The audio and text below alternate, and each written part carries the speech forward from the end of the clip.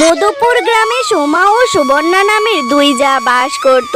তাদের দুজনের মধ্যে ছিল খুবই মিল। তাদের দুজনের স্বামী একই দিন একই অ্যাক্সিডেন্টে মারা গিয়েছিল, কিন্তু তাদেরকে দেখলে বোঝাই যেত না, কারণ তারা দুজনই খুব সাজসজ্জা করে থাকতো। তাদের দেখে বোঝাই যেত না তাদের স্বামী নেই। এই ছোট, এখন কি রান্না করব বলতো? সব টাকা তো মেকআপ কিনে শেষ হয়ে গেল, এবার কি খাবো? ও দিদি, তুমি এত চিন্তা করো না। আমি দেখলাম আমাদের বাড়ির কোনার ওই কলা গাছটায় তিনটা চড়ি ধরেছে। চলো কলার মোচা রান্না করে খেয়ে নিব। হ্যাঁ রে ছোট, কলার চড়িগুলো তো খুবই সুন্দর হয়েছে। একই গাছে 3 রকমের কলা দেখা যাচ্ছে।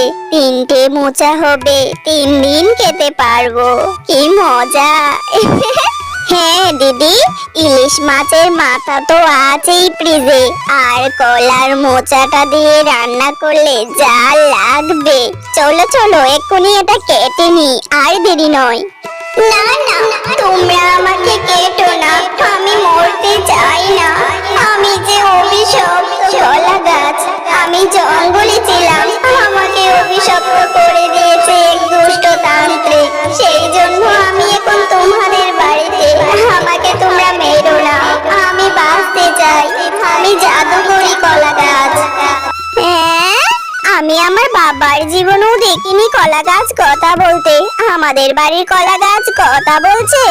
এই কলা গাছ, এই শোন, তুই যদি আমাদেরকে অনেক অনেক টাকা না দিস, তাহলে তোকে হাঁড়িতে ভরে নিব, ভরে একদম রান্না করে আমাদের পেটে নিয়ে যাব। তোকে বাঁচিয়ে রেখে তো আমাদের কোনো লাভ নেই, তোকে বাঁচিয়ে রাখতে হলে টাকা দিতে হবে।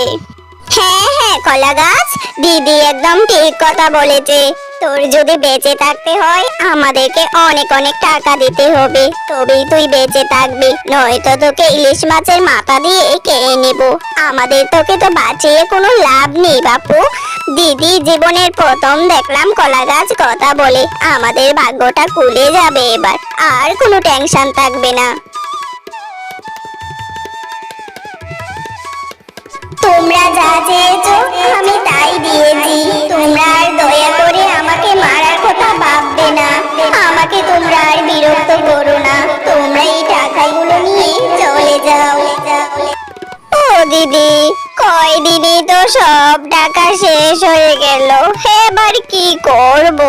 একটা টাকাও হাতে নেই। এতগুলো টাকা শেষ হয়ে গেল বিলাসিতা করতে করতেই। এই তুইও না, এ তো ভাবনা চিন্তার কি আছে? টাকা শেষ হয়ে গেছে, নো টেনশন। ওই যে আমাদের কলা গাছটা আছে না, চল ওর কাছে, ওর কাছ থেকেই নিয়ে আসি যা লাগে। এই কলা গাছ, কলা গাছ, কি টাকা দিলি? সব টাকা তো মাত্র 2 দিনে শেষ। এখন যে আমাদের বড্ড খিদে লেগেছে, আমরা কি খাবো? এখন কি তোকে খেয়ে নিব, নাকি আমাদেরকে কিছু দিবি? এই কলা গাছ, দিদি কি বলছে শুনতে পাচ্ছিস না? তাড়াতাড়ি কিছু একটা দে, নয়তো তোকেই খেয়ে নিব।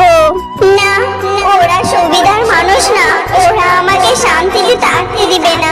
আমি সেটা বুঝে গেছি, ওদের কিছু একটা দিয়ে দেই।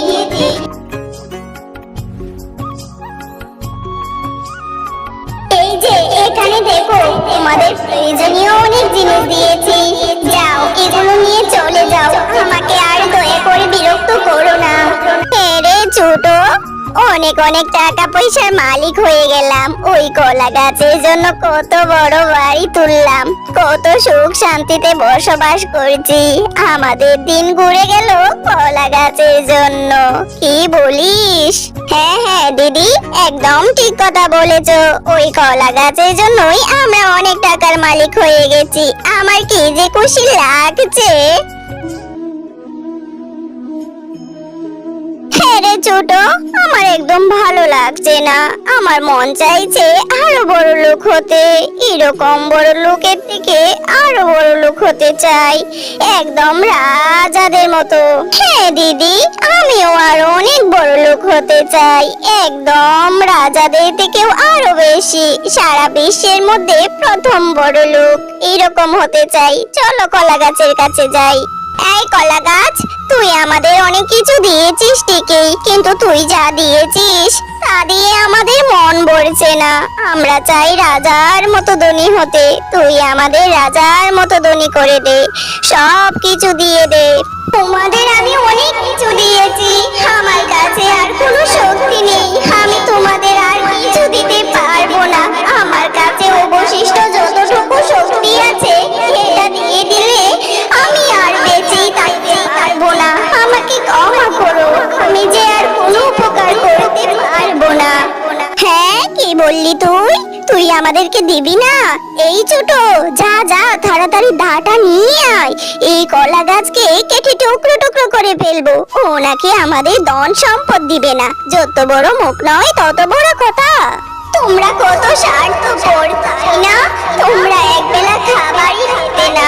আমি তোমাদেরকে কত কিছু দিয়েছি, কত সুখে তোমরা আছো, এরপরও তোমরা আমার সাথে এমন কেন করছো? আমার যে অবশিষ্ট শক্তি আছে, এই শক্তিটা দিয়ে তোমাদেরকে বড়লোক করে দিলে আমি যে আর বাঁচবো না। আমার কথা একবারও তোমরা ভাবলে না। তোর কথায় তো বাবার আমাদের সময় নেই রে।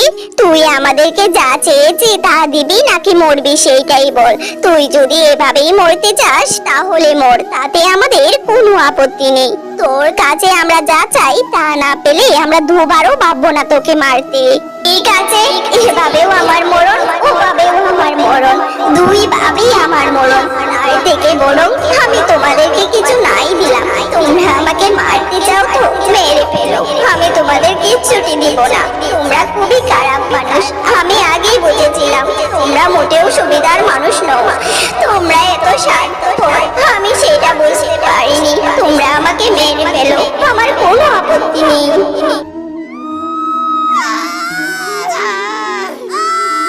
এই ছোট, এই কলা গাছটাকে কেটে ফেলার সাথে সাথে তো আমাদের সবকিছু আবার আগের মতো হয়ে গেল। এখানে না মহা বড় একটা বড় দালান ছিল আমাদের, সেই দালানটা তো আগের কুটিরের মতো হয়ে গেল। এবার কি হবে রে? দিদি চলো তাড়াতাড়ি ঘরের ভিতরে গিয়ে দেখি কি অবস্থা। ঘরের দামি দামি জিনিসগুলো ঠিক আছে কিনা, নাকি ওইগুলো আগের মতো হয়ে গেল। চলো চলো। তারপর তারা দুজন ঘরের ভিতর গিয়ে দেখলো সেই জিনিসপত্রগুলো ঠিক আগের মতো হয়ে গেছে। তা দেখে তারা দুজন অজুরে কাঁদতে লাগলো। এভাবেই তাদের কষ্টের দিন ফিরে এলো এবং কলা গাছের মৃত্যু হলো। সব ভুল আমাদের রে ছোট। আমরা পায়ের কাছে এত বড় ধন দৌলত পেয়ে সব ভুলে গিয়েছিলাম। মানবিকতা, মনুষ্যত্ব কিছুই আমাদের মাঝে ছিল না, আর তাই আমরা সব হারিয়ে ফেলেছি। হ্যাঁ হ্যাঁ দিদি, আমাদের এত স্বার্থপর হওয়া ঠিক হয়নি।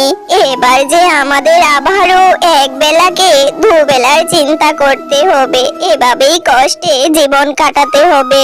এরপর তারা দুজন তাদের কর্মফল ভোগ করতে লাগলো, সারা জীবন কষ্টে দিন কাটাতে লাগলো। আপনাদের যদি আমার ভিডিওটি ভালো লেগে থাকে লাইক কমেন্ট সাবস্ক্রাইব করবেন। ধন্যবাদ।